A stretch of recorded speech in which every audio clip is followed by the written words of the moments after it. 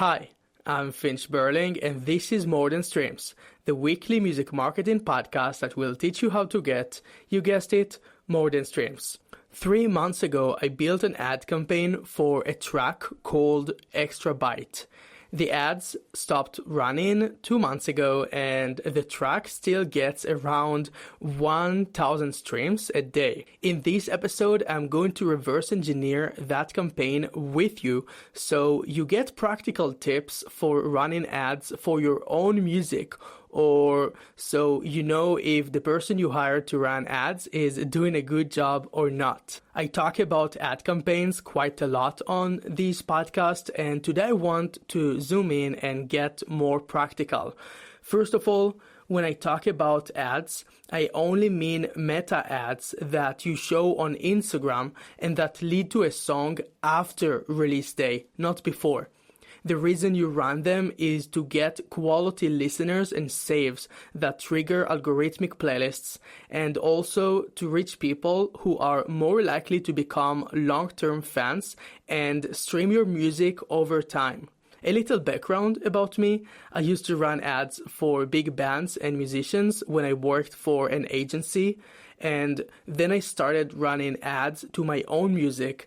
And when I saw the results I had, I created my own business, Finch Berling, which later turned into More Than Streams, and I started offering ad services for musicians. Today, you can simply hire me through my website, morethanstreams.com.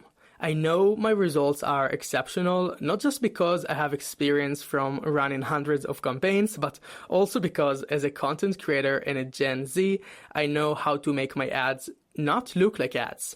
And the best proof that my campaigns work is that musicians come back to me for more than one release, and new clients come from referrals when I don't even ask for it. So today I want to talk about one of those referrals, an electronic producer and DJ called Karner H, and the ad campaign I built for his track Extra Byte. I picked this one because it's the most successful release this artist has ever had, and also one of the most successful release campaigns I have ever created. I will share with you what made it so successful, but first, the results.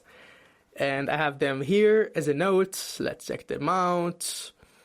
The track was released on April 17th, 2026. From release day until today, 3 months later, the average number of daily streams has been around 1,000. Over those 3 months, the track has received over 5,000 saves and 8,000 playlist ads, and it has gathered over 100,000 streams. 112,000 streams, to be more specific. In most cases, streams come mainly from user-made playlists, but this time, more than half of the streams, over 50,000 streams, came from algorithmic playlists like Radio and Discover Weekly. So let's reverse engineer this campaign together. What created such powerful algorithmic support over those 3 months, even 2 months after the ad campaign stopped? My answer is one number which you can find on your Spotify for Artists dashboard, and it's the streams per listener. On this track, that number has been higher than 2 over the past 3 months, which means that on average, every listener streams the track more than once. That means people love the track. They save it, they stream it again and again, and that signals to Spotify that people love it, which pushes it into playlists. Of course, a good track is really important for getting these results, but even more important is bringing the right people to the track, and that brings us to the ads. Usually, I don't like to brag, but this time I will allow it. I believe the ads I created for this campaign are the best I've ever made, and here's how it happened. And don't worry, I will get tips along the way, tips that you can use for your social media and ads. So about 12 years ago, when I was quite young, I was a big fan of the music coming from an electronic label called Spinning Records. And back then, record labels weren't afraid to use memes to promote music. So one time, Spinning Records shared a promotion video for a track called Flashlight by the DJ Rehab. And that video has been stuck in my head to this day, 12 years later. It made Flashlight one of my favorite tracks to this day, all because of one memorable video. So what was that video? It was basically a short clip of Elmo from Sesame Street dancing on the moon. It fit the beat so well that it made the track feel 100 times catchier than hearing it without Elmo dancing. So when Karner H sent me his track 4 months ago and asked me to run ads for it, I remembered that Elmo clip and decided to create something very similar. I tested it with the ads, and guess what? It worked perfectly. On the first day the ads ran, the track got over 200 saves, which is quite a lot, and the first week ended with 1,000 saves in total. The daily budget for that day was about $22, and the cost per conversion was 11 cents.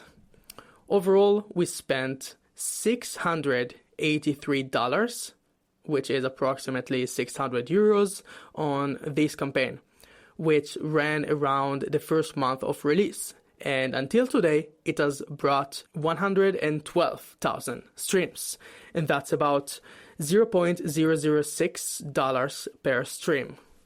And if you do the math, you can already see that the artist paid back a big chunk of his ad spent from royalties.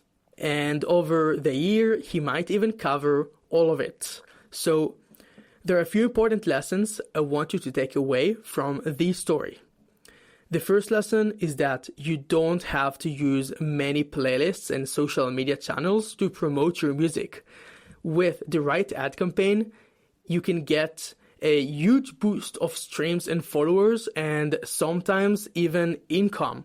Of course, you need social media to grow a fan base, but if your goal right now is to grow your catalog first, then the right ads can do it for you, and it will take you less time, and sometimes it can be even cheaper. The second lesson is that getting the right audience to the right song is basically priceless.